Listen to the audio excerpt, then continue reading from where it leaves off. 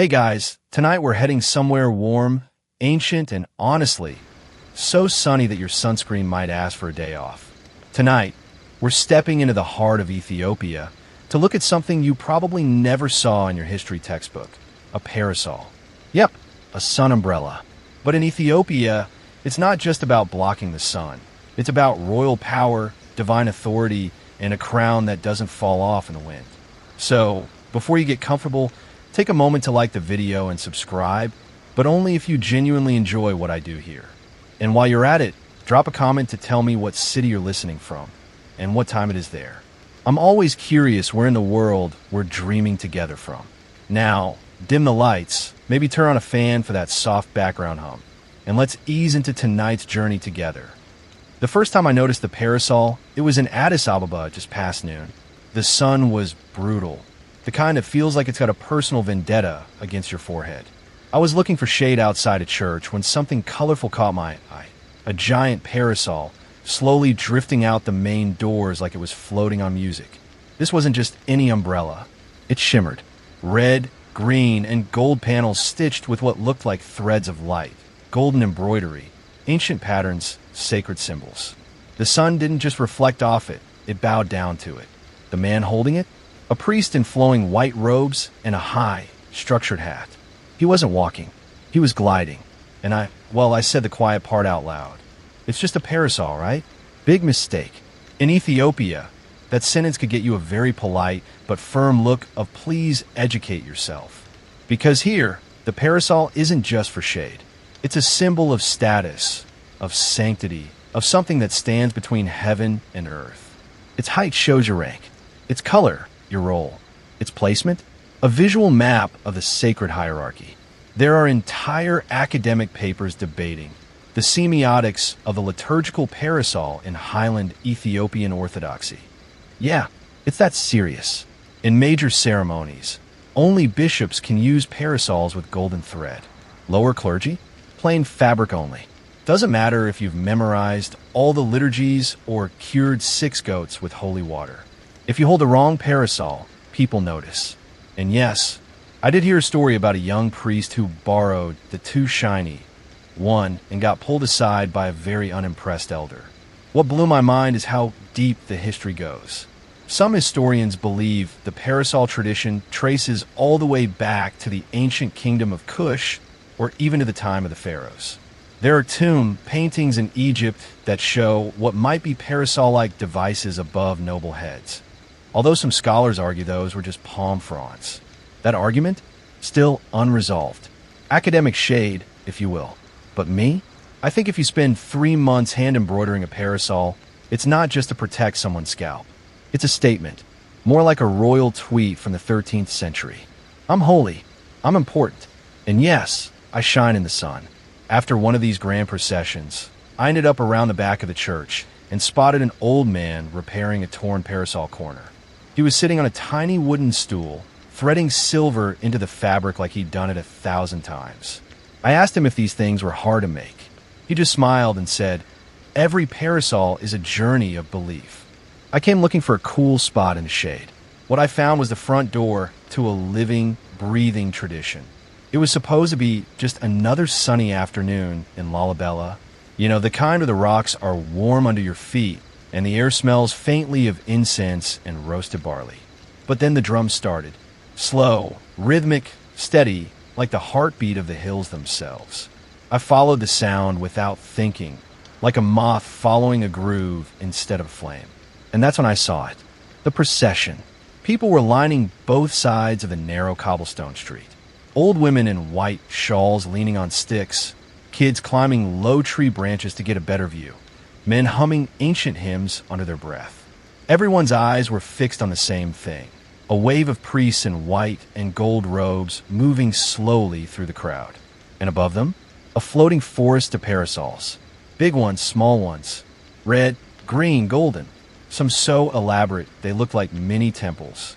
They didn't spin or bob like regular umbrellas. No, these moved like they were following the tempo of some invisible song. Every few steps, one would pause, and its holder would lift it ever so slightly higher, just for a moment like saluting the sky. I found myself edging closer, try not to trip over someone's sandal.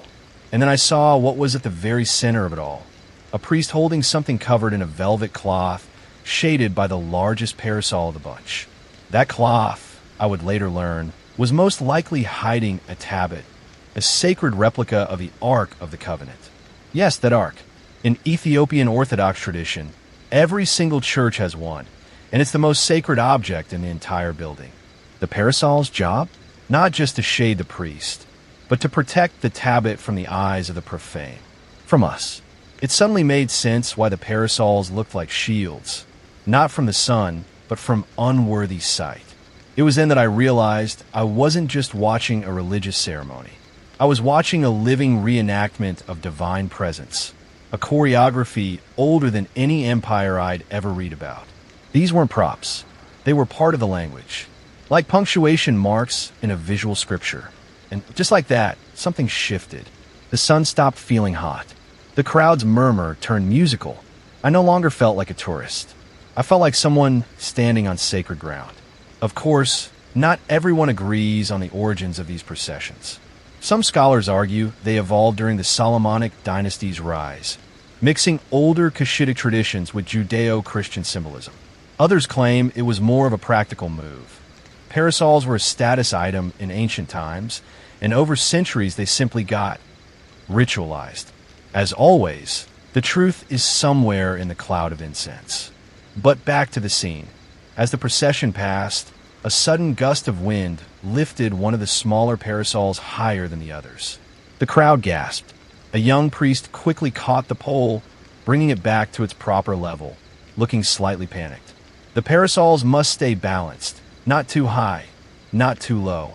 Like everything in the ceremony, the choreography had meaning. I leaned over and asked a man next to me what that meant.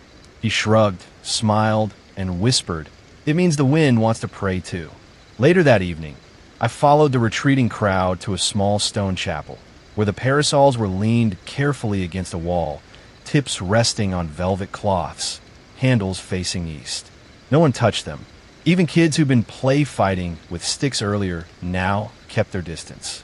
It was like the parasols had absorbed the holiness of the moment and were now glowing with invisible fire. And as I stood there, watching the sky turn pink and hearing the low hum of evening prayers begin again, I thought, in some places, sacred isn't a feeling, it's a fabric. It's stitched, carried, shaded, lifted, and yes, it even comes with fringe. I don't usually overthink colors. I mean, red is red, green is green, unless you're arguing with a graphic designer, in which case, good luck. But in Ethiopia, under the canopy of ritual parasols, colors are anything but casual. Their codes, their theology, their politics wrapped in silk. So there I am, squinting up at a particularly dramatic parasol. The fabrics are rich, deep red, not bright cherry, not burgundy, but that regal kind of red that looks like it has a long backstory. Around the edges, a band of emerald green, and threading through it all, lines of shimmering gold that catch the sun like little lightning bolts. It looked less like a sunshade and more like a flag that had decided to become three-dimensional. And then it hits me, red, green, and gold. It's not just decoration. These colors form Ethiopia's most iconic triad, deeply connected to its national identity, Orthodox Christian heritage, and even Pan-African pride. They're like visual shorthand for this is sacred ground. Walk with respect. Historically, the red stands for power and sacrifice. Some say it's the blood of martyrs. Others trace it to royal authority. Green is land and life. Gold, divine light. Or maybe imperial wealth. Or both. Again, ask 5 scholars, get 7 answers. The Ethiopian flag uses the same trio, and over time, it inspired a whole wave of Pan-African movements across the continent. You see these colors echoed in Ghana, in Senegal, in reggae album covers, and Bob Marley t-shirts.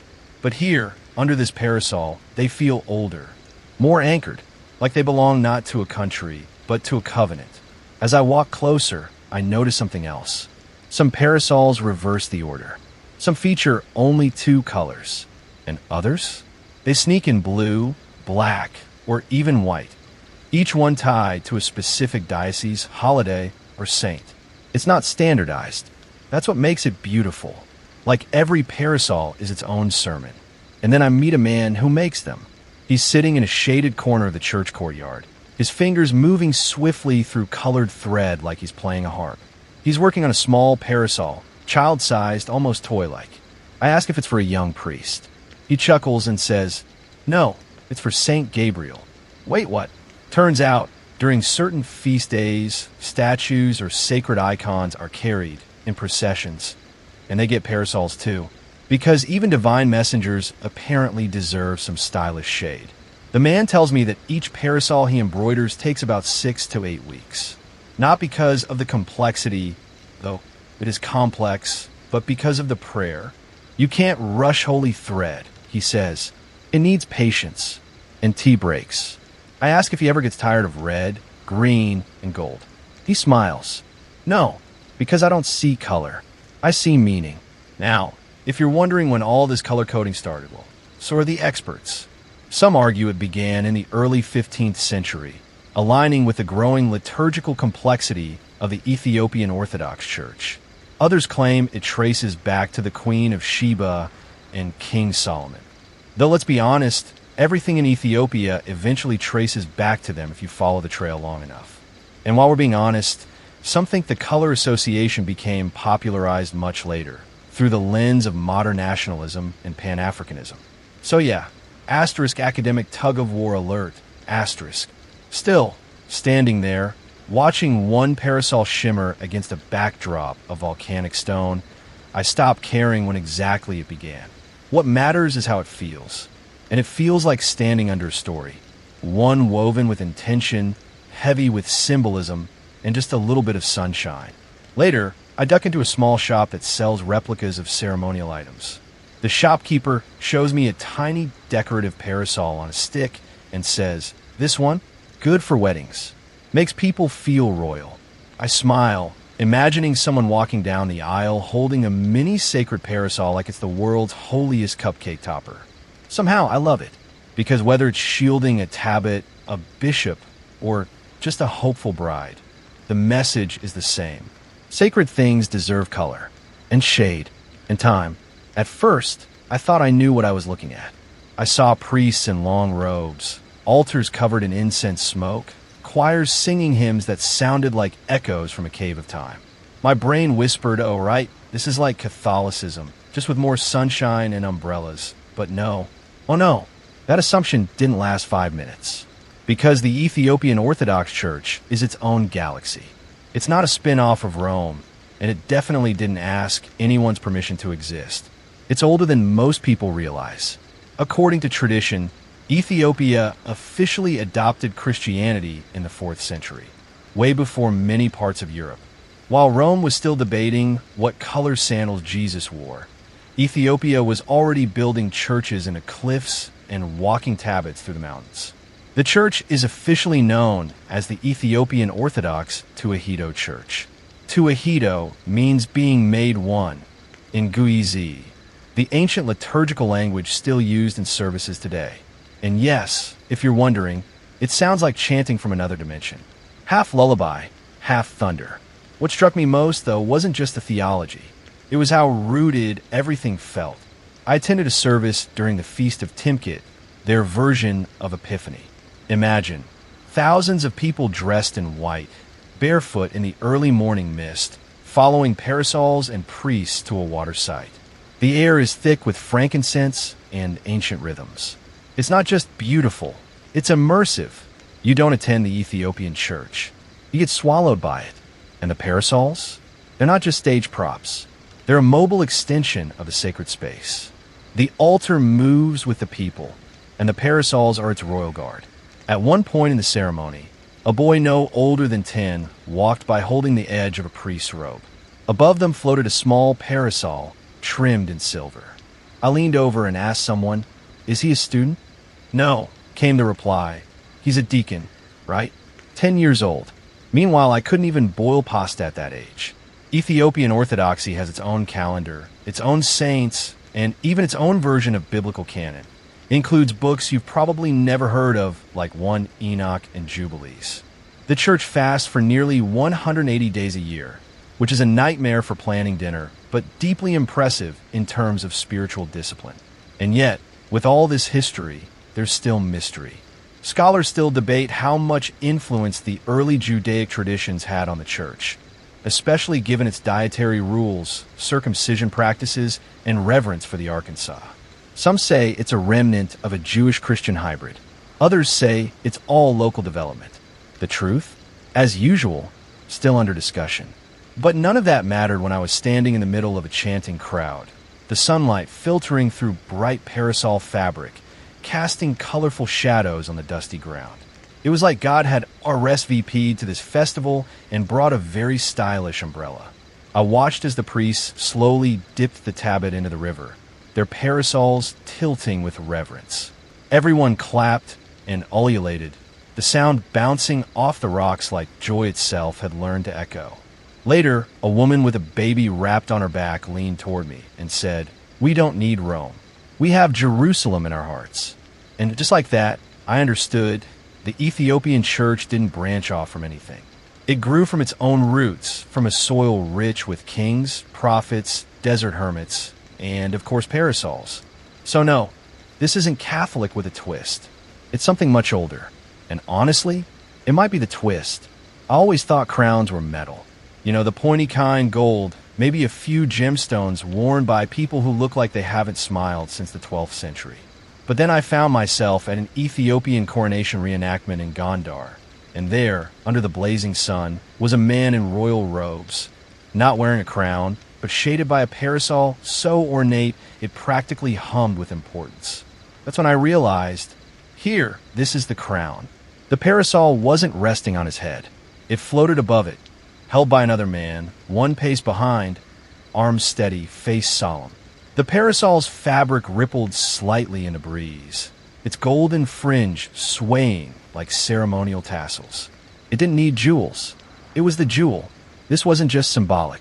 In Ethiopian imperial tradition, being shaded by a parasol during official ceremonies was reserved for the monarch and the highest religious figures. It was a visual declaration. This person stands under divine favor. No parasol, no power, or at least none that people are going to take seriously. In fact, some historical records suggest that the emperor's parasol, especially the ones used during the coronation of emperors like Menelik II or Haile Selassie, were more than ornamental. They acted as portable thrones. Wherever the parasol went, the imperial presence went. It was like walking under your own personal sun. And the parasol bearer, that wasn't just a lucky in turn. It was an honor, sometimes held by a nobleman of considerable rank. Imagine being known not by your title, but by the fact that you were trusted to hold the shade over the King of Kings. You mess up that angle, and suddenly the emperor's squinting, and you're on goat duty in the highlands. Of course, no empire survives unchallenged. And scholars still debate how much of the parasol tradition was inherited from ancient Nubian, Kushite, or even Indian court rituals. Parallels exist. Royal umbrellas were a big deal in places like India and Southeast Asia. But Ethiopia? It made it something else entirely. Something stitched into theology, not just protocol. And it wasn't only the emperors. High-ranking bishops had parasols too, but with their own designs, usually smaller, with religious symbols embroidered into the fabric. In some cases, you could tell someone's rank before they even said a word, just by looking at their parasol. It was like a medieval LinkedIn profile, but prettier. One local elder I spoke to, he'd worked as a church steward for over 40 years, told me that during the Derg regime, when monarchy was abolished and religion was heavily restricted, many parasols were hidden. Not because they were expensive, but because they were sacred. You don't burn a crown, he said, even if no one's wearing it anymore. And yet, they survived. Even now, in the age of smartphones and plastic chairs, you can still see a bishop stepping out of a dusty Land Cruiser, and someone's there to meet him with a parasol. No one claps, no one cheers, but everyone watches. That quiet reverence, that hush that falls when the shade lifts, it speaks louder than any anthem. And here's the real kicker. The emperor himself never actually touched the parasol. It was always held for him, because the moment you start holding your own umbrella, you're no longer the king. You're just a guy trying not to get sunburnt. Sometimes the most interesting things aren't on display. They're hidden, tucked behind folds of fabric, whispered in ancient languages, or held just out of reach beneath a canopy of silence. And nowhere is that more true than under the parasol. I found this out by accident. I was trailing the edge of a religious procession, somewhere between being respectful and definitely not belonging, when I drifted too close to a group of senior clergy. One of them paused beneath a massive red and gold parasol, and before I could politely back away, I heard something. A voice, low, rhythmic, in a language that sounded like stone rolling across water. It wasn't Amharic. It wasn't even Tigrinya. It was Guizi, the liturgical language of the Ethiopian Orthodox Church. It's not spoken in daily life anymore, only chanted or read during worship. But hearing it up close, it was like catching the murmur of a mountain. The priest wasn't speaking to the crowd. He was speaking to the tablet, the sacred object hidden beneath the velvet cloth.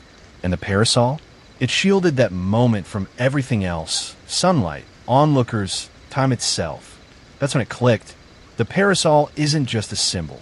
It's a barrier, a thin, fluttering line between the sacred and the visible world. Underneath it, something else happens. I asked someone later, a theology student, probably regretting talking to me by the 10th question, what kind of prayers are said under the parasol?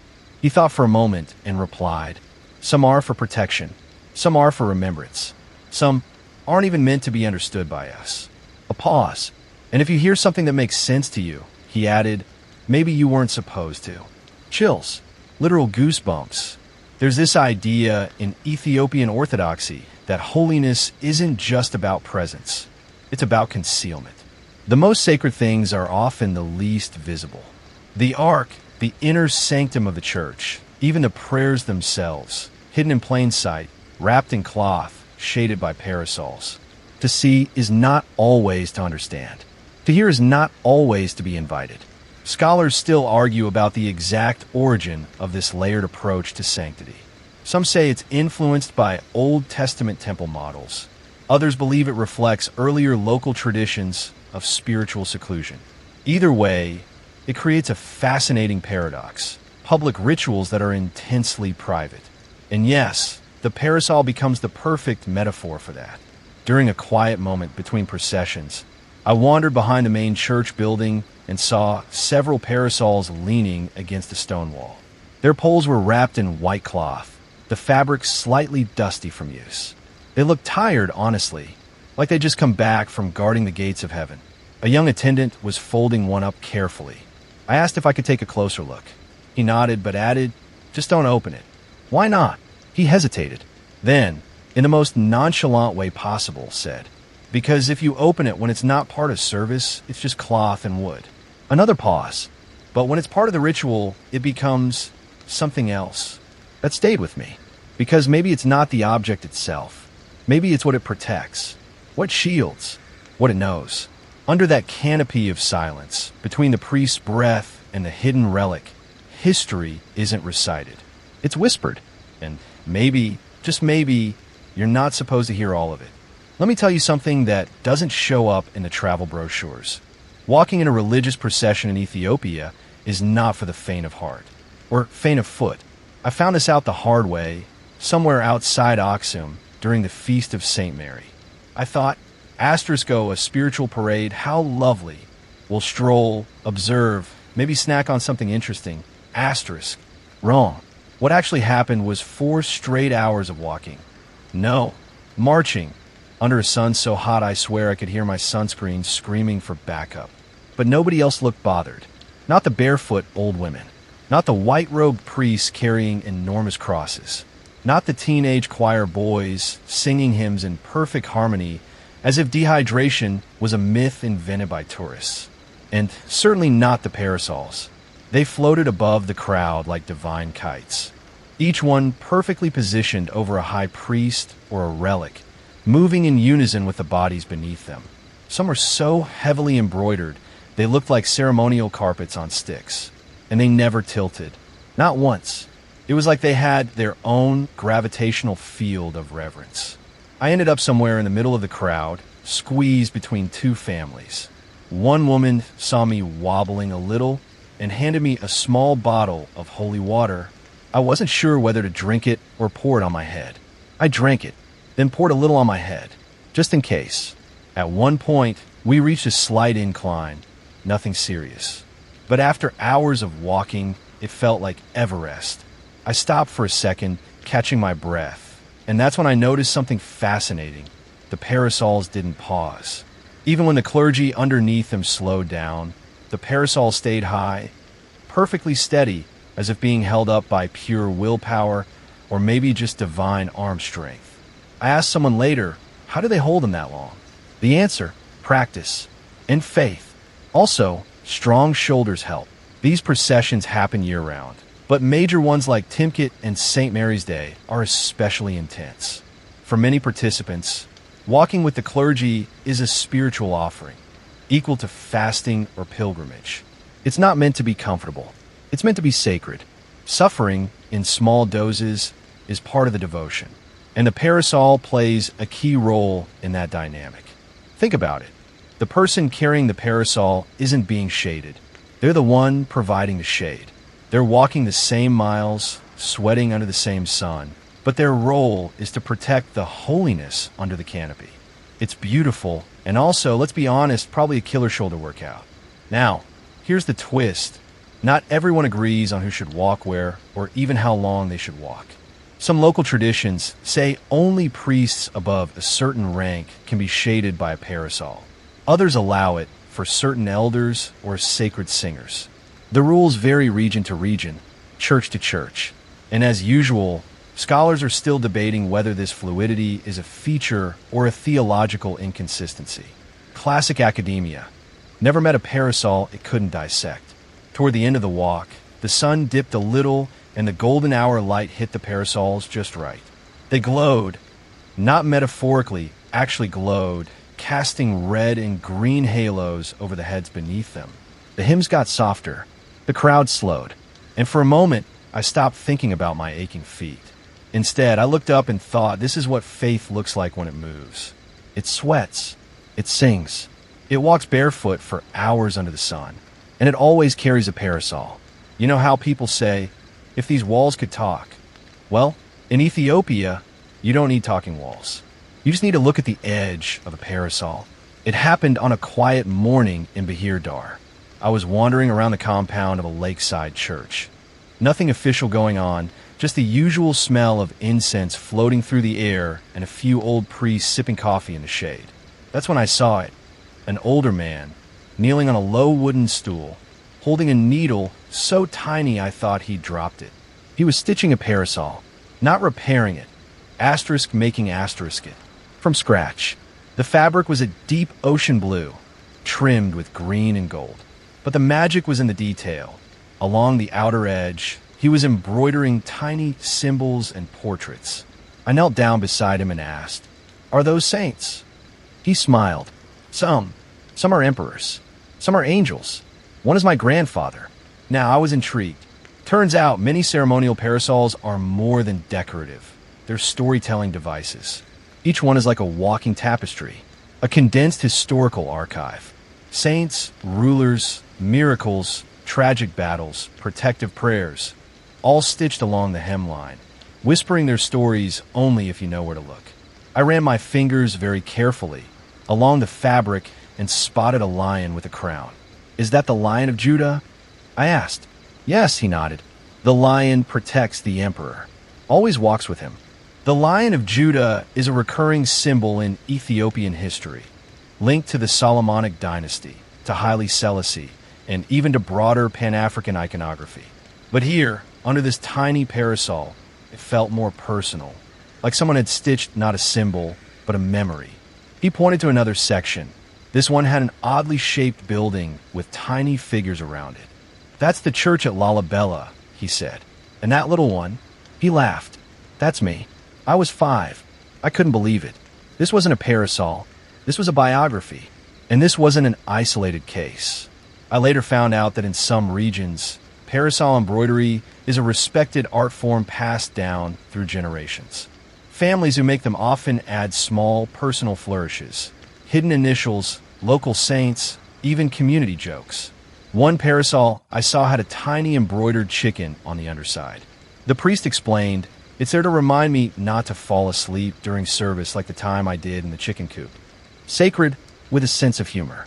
Of course, not all parasols are personalized. Some are made in larger workshops, following strict iconographic guidelines, especially for major national ceremonies. But even those have their own subtle variations. A thicker fringe here, a spiral sun pattern there, a slightly off-center cross that somehow makes it feel more human. Some scholars argue these design elements are deliberate acts of devotion. The idea that making the parasol is a form of prayer. Others suggest it's a blend of monastic tradition and village folk art. As usual, ongoing debate, citations pending. But for the people who carry and shade with them, the parasol isn't just fabric and thread. It's a story being held above your head, moving with your every step. That day in Bahir Dar, I watched as the older man finished his final stitch and leaned back to admire the work. He didn't look proud. He looked grateful, as if the story had chosen him to tell it. He lifted the parasol slowly, tested the balance, and then whispered something I'll never forget. "Now I can walk." And I thought, yeah, some stories don't belong in books. They belong in the sun, on shoulders in processions. They belong where people can look up and remember. You'd think holding a parasol would be the easy job, right? Shade duty, gentle breeze, maybe a light arm workout. But in Ethiopia, not so fast, because not everyone gets a hold of that umbrella.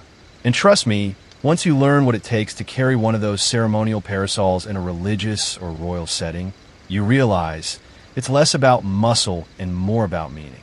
I was in a small village near Debra Tabor when I witnessed a minor, but very telling, bit of drama. A local feast day was about to begin. The clergy had assembled, the parasols were ready, and then, awkward shuffle. Two young deacons reached for the same parasol. A brief pause, a sharper than you'd expect glance from the senior priest. And then, decision made. One boy stepped back. The other, looking like he'd just been handed the ark itself, slowly raised the parasol above the priest's head. I asked someone nearby what had just happened. "Oh," she said, casually, "only certain people are allowed to hold the parasols. It depends on their rank, or their lineage, or sometimes it's just about who's earned trust." Interesting. So it's not a free-for-all. It's a privilege. And like many privileges in ancient traditions, it's wrapped in layers of unspoken rules. According to some oral traditions, the right to hold a parasol could be passed down through generations, especially in noble or priestly families. In royal courts, it was sometimes a title in itself, keeper of the shade, more or less. A person designated to protect the head of the emperor or bishop from the sun, not with their body, but with a canopy of reverence. But here's where it gets a bit tangled. Not all churches follow the same rules. Some allow promising young students to carry the parasols as a sign of initiation. Others are stricter, reserving the honor only for clergy above a certain status. And then you've got the gray zones, when a bishop travels outside his jurisdiction, for example, and no one's sure who's allowed to do what. Cue historical chaos in slow motion. Academic historians have tried to document the exact criteria for parasol privileges, but records are scarce and often contradictory. Some argue it was based on ecclesiastical hierarchy. Others say local traditions overruled formal structure. And yes, many footnotes, much debate, no consensus. One theory I read, maybe skimmed, suggested that the parasol bearer wasn't just a ceremonial assistant, but a kind of spiritual intermediary, standing between the divine authority and the people. If that's true, it's a pretty big deal. You're not just holding shade, you're holding space. Back in the village, I watched the chosen deacon move with calculated grace. He never let the parasol wobble, never let the light hit the bishop's face, never let his arm droop, even as the walk stretched on. He looked like a statue in motion. Afterward, I caught up with him while he was resting in the shade, this time without holding it. I asked how he got the job. He smiled and said, "I asked for 3 years. 3 years. Yes, my father did it, and his father. But even so, I had to learn the prayers, the posture, the meaning. You cannot hold the parasol if you don't know who it's for. That hit me harder than I expected, because in a world where we're often handed things without explanation, here was someone who earned the right to carry a piece of cloth. Not because it was expensive, but because it was sacred. He stood up, brushed off his robe, and added, "It is not heavy, but it is not light either." And I thought, yeah, that about sums up tradition. They say legends often start with a fall. And in this case, it was literally true. I was sitting on a patch of dry grass outside a church in Gajam, sipping something that may or may not have been barley tea, when an old man plopped down next to me and said, completely out of the blue, "You ever heard about the day the parasol hit the ground?" I blinked. No, should I have? "Oh yes," he said, nodding solemnly. The whole country held its breath. I was 10. I saw it with my own eyes. Naturally, I put my tea down, because when someone says a parasol fell and a nation nearly blacked out from collective panic, you listen. The story took place during a massive religious procession in the 1960s, sometime around the Mescal Festival, the Feast of the True Cross. According to him, it was one of those days when everyone in the village, the district, and probably half the province turned out in their best white robes. There were dancers, drums, incense smoke, so thick you could taste it. And of course, parasols. Dozens of them. At the center of the procession was a high-ranking archbishop carrying the tablet, surrounded by a small team of clergy and assistants, including one young man whose job, as fate would have it, was to hold the parasol. Now, you have to understand, dropping the parasol isn't just an oopsie. It's a serious breach of symbolic order. The parasol isn't just shading a person, it's covering sanctity. Its fall suggests a momentary collapse of that invisible shield between the divine and the ordinary. And on that day, collapse it did. Midway through the procession, maybe from nerves, maybe from heat stroke, the young parasol bearer's grip slipped. The parasol wobbled, teetered, and before anyone could react, it flipped sideways and fell. Not gently, not gracefully, just thud, right there on the sacred dirt. The crowd gasped. Someone dropped a drum. The archbishop froze mid-step. According to the old man, even the cows in the distance stopped chewing. It was, as he dramatically put it, a theological crisis in fabric form. Now here's where it gets even more interesting. Instead of picking it up himself, the parasol bearer just stood there, paralyzed. A priest stepped forward, retrieved it with both hands, and blessed it before handing it back. The procession resumed, but not with the same energy. People whispered about it for days, weeks even. I asked, did anyone get punished? The old man chuckled. No, but the next year, the boy wasn't there. He leaned closer and added, they say he became a monk, somewhere in the mountains. Still prays under a tree. Now, is this all true? Maybe, maybe not. Historians haven't exactly cataloged every parasol mishap in the Ethiopian highlands. But the point wasn't the exact details. It was the weight people gave to the event. To the parasol, it wasn't about the object. It was about what it represented. That's the thing about these traditions. They're held together not just by ritual, but by belief. And when belief is strong enough, even fabric matters. Fringe matters. The way it moves matters. Some scholars argue that this reverence for ceremonial precision stems from older temple-based systems, where even the smallest error during a ritual could render the whole thing invalid. Others think it's more psychological. Humans need structure, and the parasol is one way to visually maintain it. Either way, that moment, real or legendary, was passed down like scripture. As we sat there, the old man leaned back on his elbows, staring at the sky. You know, he said, some people think a king dropping his sword is the worst thing that can happen. But here, he nodded toward the church. A falling parasol says more. You can tell a lot about an empire by its textiles.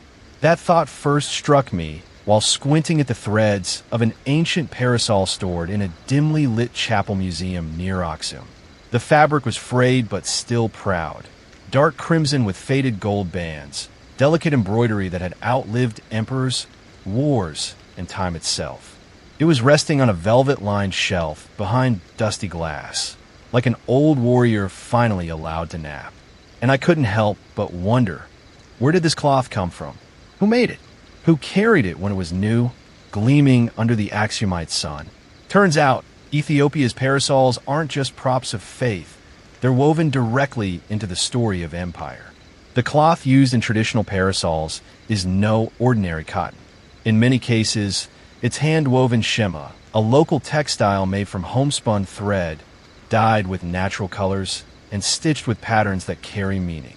During the height of the Ethiopian Empire, particularly under rulers like Menelik II, parasols were sometimes made from imported silks or wool blends, materials that signified luxury, trade access, and imperial reach. Some even bore fabrics gifted by foreign dignitaries. Yes, imagine getting a roll of French brocade and thinking, ah yes, this shall become the roof of holiness. Textile historians, a surprisingly intense niche, have studied the stitching styles on certain royal parasols and traced them to specific weaving communities around Lake Tana and even as far south as Shua. And here's the best part. Some of those same families are still weaving today, still using looms that creak like ancient doors. But it's not just about where the fabric came from. It's about what happened after it was woven. Before a parasol entered ceremonial use, it had to be blessed, not just by a priest, but sometimes by an entire council, especially if it was to be used during coronations or to shade a bishop. There are even legends about parasols being buried with rulers, not because they were needed in the afterlife, but because they had seen too much sacredness to be passed on. One story I heard was about a parasol from the late 1800s that supposedly accompanied Emperor Johannes IV during his military campaigns. Not only did it shade him during battlefield prayers, but it also served as a rallying point. Soldiers looked for the parasol to know where their king stood. When he died in battle, it was said the parasol fell with him and was recovered only days later, tattered but intact. Scholars still debate whether it's the same one now housed in the Addis Ababa Museum. The museum description politely dodges that detail. But whether it's the parasol or just a parasol, it speaks volumes. You see, this fabric carried memory. The folds held dust from deserts and cathedrals. The stitching had heard prayers in Guizi, war chants, and royal decrees. It was a witness, not just a covering. I stood in front of that case for longer than I care to admit. People came and went. Kids pointed and moved on. But I stayed, tracing the patterns with my eyes, feeling like I was looking at a chapter of history that had survived, not because someone wrote it down, but because someone stitched it into cloth. And that's the beauty of it. Empires fall, but sometimes fabric holds on. Later, back in town, I bought a small piece of locally woven cloth from a market vendor. I asked him if anyone still made ceremonial parasols. He smiled and said, "Only those who understand patience." Then, without missing a beat, he added, "And who don't mind sore fingers." Rain isn't usually part of the script, especially not in Gondar. But there I was, stranded on the edge of the historic castle complex, watching clouds roll in like uninvited guests at a very sacred party. One moment, the sun was shining off every gold-threaded parasol in sight, and the next, asterisk whoosh, asterisk thunder. Wind, that dramatic kind of rain that makes you question every life choice, including your decision to leave the house in canvas shoes. You think everyone would scatter, but no, they lifted the parasols. I mean, really lifted them, angled them just right, leaned into the wind like seasoned sea captains navigating a procession through a storm. And in the middle of it all stood a priest under what looked like the oldest parasol in Ethiopia. Blue, with gold fringes and embroidered edges that had definitely seen better days. It didn't budge. Water slid right off it like it knew how to dodge drops. I stood there soaked, jaw dropped, while this centuries-old fabric held its own against the storm like it was trained for it. Later, when the procession ended, yes, they finished it, asterisk in the rain, asterisk barefoot, singing, I found an older man under an awning drying off the very parasol I'd seen. He told me it had belonged to his grandfather, maybe even his great-grandfather. No one was sure, but it had always been used during the feast of St. Phasilides, a local celebration named after the emperor who founded Gondar in the 17th century. It's rainproof, the man said proudly, tapping the wet fabric like it was a good luck charm. Not because of magic, because of beeswax and prayer. Turns out, some ceremonial parasols were treated with natural substances, resins, waxes, even certain oils, to preserve the fabric and make it at least slightly resistant to the elements. And the older the parasol, the more likely it had developed what he called a memory of weather. I have no idea if that's a real thing or just poetry, but I'm choosing to believe it. Scholars? Mixed opinions, of course. Some say parasols used in the rainy seasons were made with denser weave patterns specifically for durability. Others claim they were simply replaced more often than we realize, meaning the parasols that survived were the exceptional few, not the standard. But here's the part no one argues with. The parasol didn't just survive the rain. It made the rain sacred.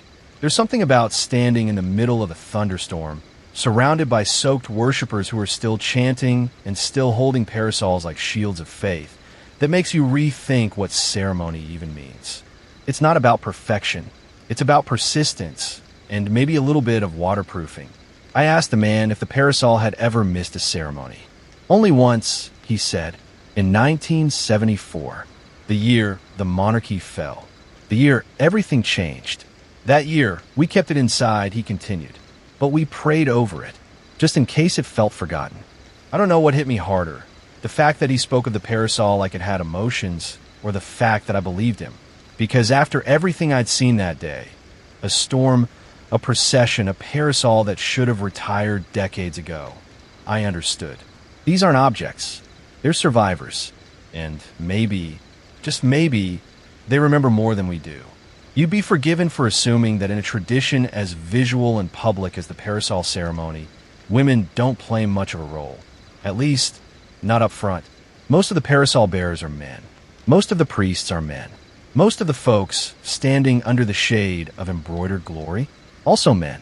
But if you step away from the parade and listen to the threads, you'll find something else. I was visiting a small monastery near Lake Hake, a remote place where Wi-Fi doesn't bother trying, and even the goats walk quietly. It wasn't a big festival day, just a regular morning service. But inside a dim room in the back of the church compound, I found a group of women sitting in a circle, hands flying over cloth, stitching with a kind of intensity that made the air feel heavy. They were making parasol covers, not the big outer canopies, but the interior linings, the parts most people never see. And they were stunning. One had tiny stitched doves encircling across. Another had the names of saints written in looping gooey Z script, so fine it looked like calligraphy. The women worked in silence, except for the occasional soft hum of a hymn and a muttered tisk when someone's needle tangled. I asked the head seamstress how long she'd been doing this. Since I was 12, she said. My grandmother taught me. And your grandmother? She smiled. Was the best. She stitched for the emperor's bishop. This was a side of the tradition I hadn't seen. Behind every glorious parasol floating above a bishop's head is the labor of women whose names may never be announced during service, but whose work is the service. Some parasols, I learned, take months to complete, not just because of the design complexity, but because of the ritual care that goes into them. There are prayers recited during certain steps. There are fasts observed while embroidering sacred symbols. There are even moments when work pauses, not for tea, but for the moon. Stitching holy objects during certain lunar phases is, in some regions, considered inauspicious. It's like the needle has to know when to move. And here's something even more fascinating. Some of these women have never actually seen their finished work in use. They stitch in the monasteries, in secluded workshops, far from the parades and feasts. Their creations leave with a whisper and return only with wear and tear. I saw one of mine in a photo once. One younger woman said, a little shyly. A tourist posted it online. I recognized the edge. She wasn't looking for credit. She was glowing just from recognition. Now, the official church hierarchy doesn't grant them titles or public honors. There's no Master of Holy Needlecraft badge, but in their circles, skill is legend. Stories are told of a woman who could stitch a perfect cross in total darkness, of another who once embroidered the entire book of Psalms.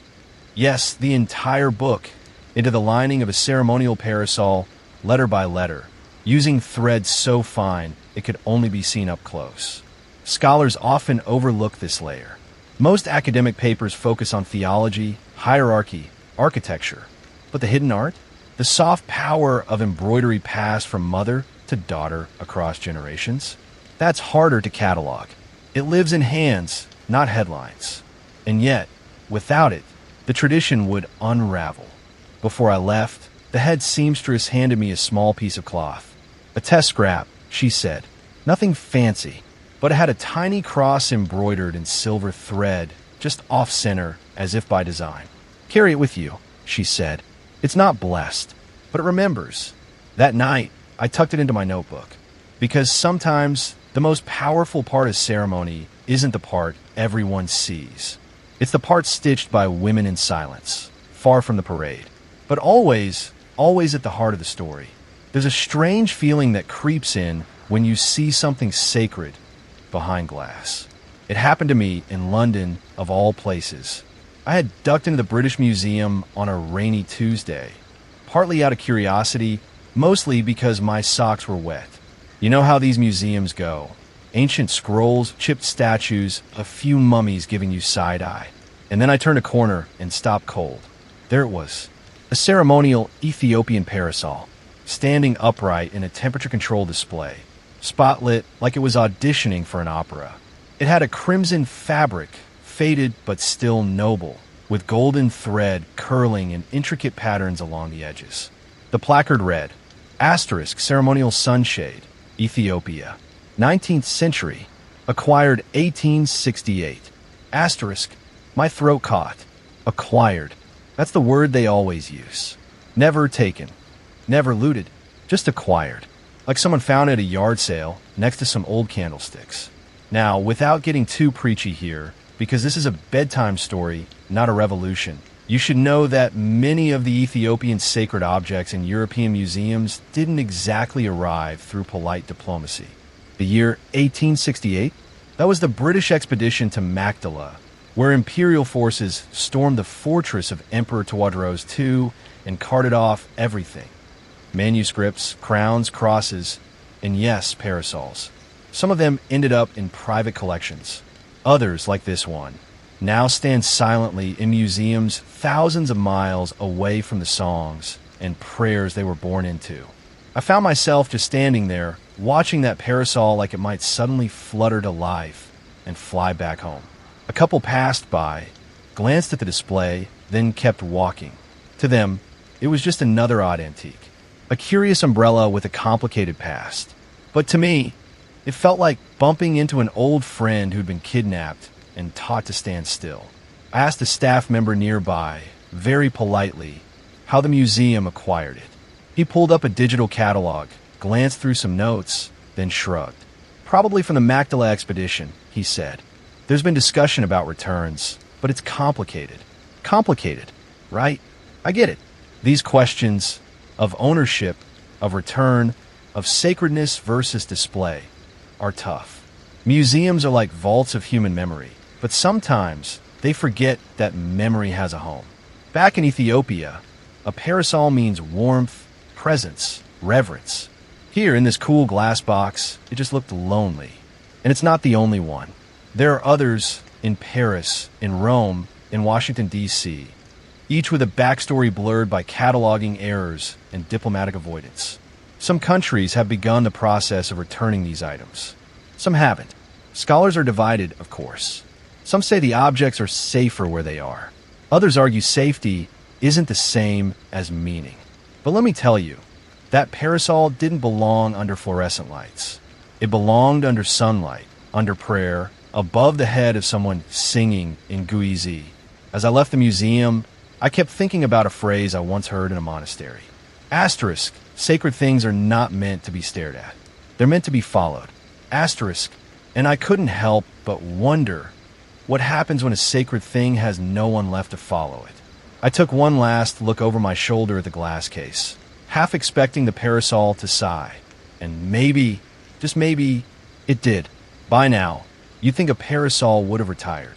I mean, How many centuries can one piece of cloth spend marching through sun and storm, past emperors and empires, and still show up on a Sunday morning like it just had a good stretch and a cup of coffee? And yet, here it is, still standing, still shading, still shimmering above heads that look upward with reverence. I saw one last week. It was during a celebration in Addis Ababa.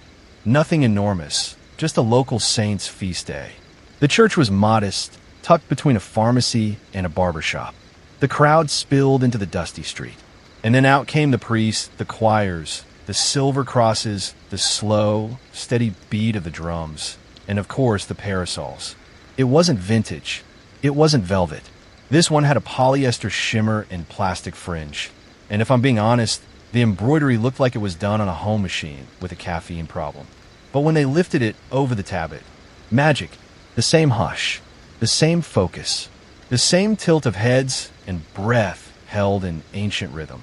People knelt. Children whispered. Old men took off their hats. Even a street dog sat down. That's the thing about tradition. It's not just about keeping the old things alive. It's about letting them keep you alive, too. And this parasol, even if it came from a factory instead of a monastery, was doing its job. Now, some folks say it's all symbolic. That in the age of satellites and smartphones, a fabric shade is just nostalgic theater. Others argue it's a stubborn refusal to modernize. But they're missing the point. The parasol isn't about resisting change. It's about carrying continuity.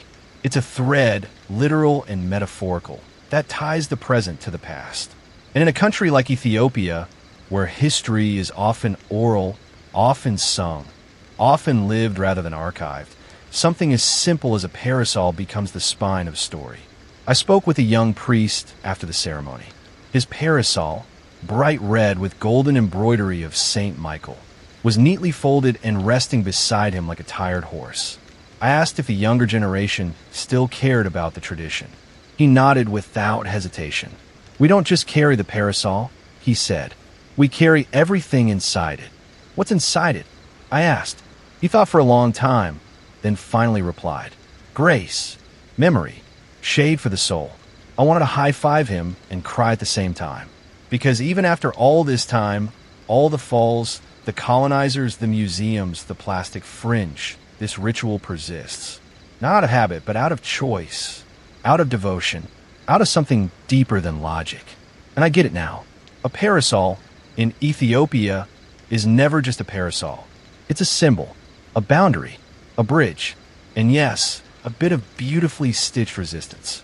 So the next time you see one, whether it's made of velvet or vinyl, don't just look at it. Follow where it points. Walk in its shadow. Listen for the hymns it remembers. And maybe stand a little taller under its shade. Because even today, in the 21st century, a parasol in Ethiopia still holds up the sky. The parasol has been folded and set aside. The crowd has dispersed. Somewhere, a last hymn still echoes softly in the hills.